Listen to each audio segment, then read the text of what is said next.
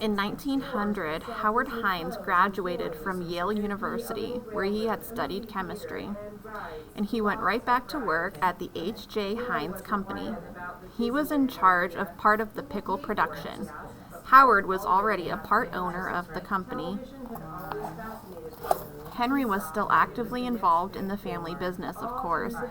He played a big role in addressing a major concern of the day: food purity. He knew from his early days selling horseradish that some companies sometimes tried to save money by adding non-food ingredients into their recipes.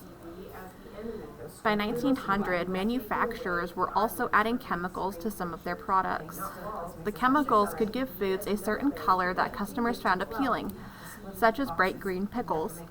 Others helped preserve food so it didn't spoil, but in some cases the chemicals could be harmful. With his son Howard and his brother-in-law Sebastian Muller, Henry joined the fight to establish food purity laws. They wanted to prevent companies from adding harmful chemicals to their foods. While Henry had always taken pride in making his foods as pure as possible, he knew other companies didn't. Henry wanted to build trust and make sure customers got the best quality, best tasting foods possible. Henry knew that simple ingredients like salt and vinegar could help stop foods from spoiling. He used as few chemical preservatives as possible in his food. In 1906, H.J. Heinz was the first food company to make ketchup without chemical preservatives. To keep the ketchup fresh, the company used only the ripest tomatoes and vinegar as a natural preservative. It also made sure the bottles were thoroughly clean before the ketchup went in. In 1905, Henry sent Howard and Sebastian to Washington, D.C. to meet with President Theodore Roosevelt. Unlike many presidents before him, Roosevelt was willing to use the power of the government to help stop harmful business practices. At first, the president was not sure that national laws to control how foods were processed and labeled were needed. Still, the H.J. Heinz Company and a few other businesses were anxious to have a law passed. Then, in 1906, Roosevelt and many Americans read a book called The Jungle. Its author, Upton Sinclair, described the unhealthy conditions in Chicago meatpacking plants. The book convinced many people that Henry was right. The country needed food purity laws. Congress passed the Pure Food and Drug Act, and President Roosevelt signed it into law on June 30th, 1906. By this time, Henry was letting Howard and Sebastian Muller run more of the company's daily operations. He spent more time on his own projects in Pittsburgh. One of them was to make Allegheny City, site of his factory, an official part of the city of Pittsburgh.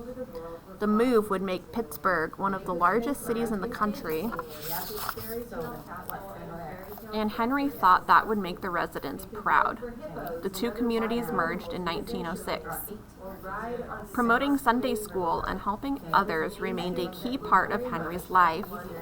He worked with different organizations that tried to spread Sunday schools across the country and around the world. But while he kept busy with his many interests, Henry also found some time to relax. He began playing golf, and at age 67, he showed a still growing sense of adventure.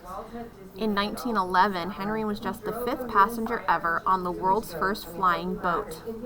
This plane could take off and land on water.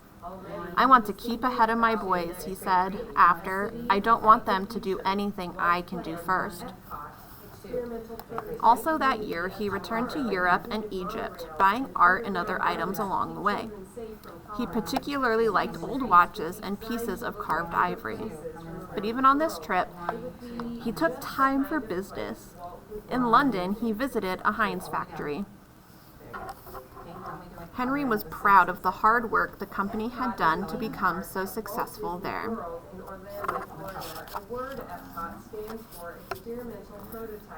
2 years later, at almost 70 years old, Henry took a 6-month trip around the world.